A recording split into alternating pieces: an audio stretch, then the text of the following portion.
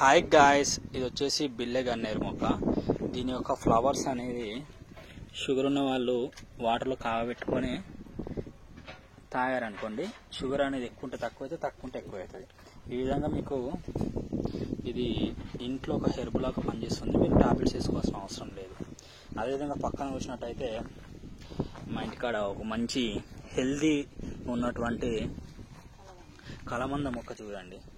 ఇది మీకు skin diseases కానీ అదేవిధంగా ఎలాంటి ఉన్నా కానీ మీకు ఒక ఇమ్యూనిటీ పవర్లో పెరుగుతుంది.